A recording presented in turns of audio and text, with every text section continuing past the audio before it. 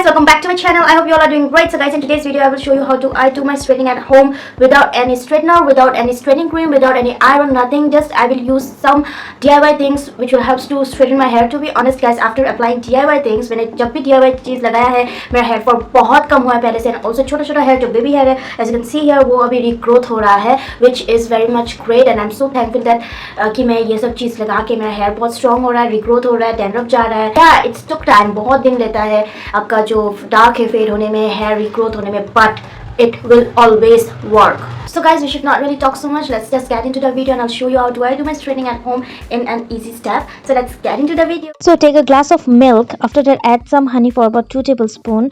उसके बाद आपको ऐड करना है लेमन, हाफ लेमन आप ऐड कर देना. इसको मिक्स करना है बहुत अच्छे से. आफ्टर मिक्सिंग इसको आप एक स्प्रे बॉटल में ट्रांसफ़र कर दो. कोई भी स्प्रे बॉटल ले सकते हो. मेरा यहाँ पे पुराना वाला था तो मैंने ले लिया. After that apply all over your hair. Don't skip your root, don't skip your scalp. उसके बाद विदाउट कोम ये प्रोसेस काम नहीं करेगा. इसको अच्छे से कोम करना है ताकि ये हेयर को स्ट्रेट करे.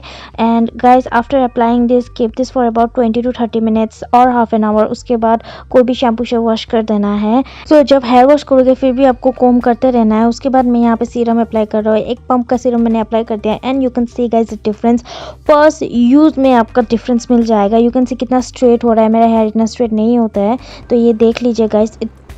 So guys, that's it. You can see my hair. Yes, ये बहुत काम आया है. So ये आपको वीकली 3 days करना है. And whenever you apply that pack, make sure कि आप कोम करें आपका हेयर को. And जब आप हेयर वॉश करेंगे तब भी आप हेयर कोम करिएगा. And if you want, you can apply your conditioner also. There is no problem. Or if you have any hair marks, you can apply that also.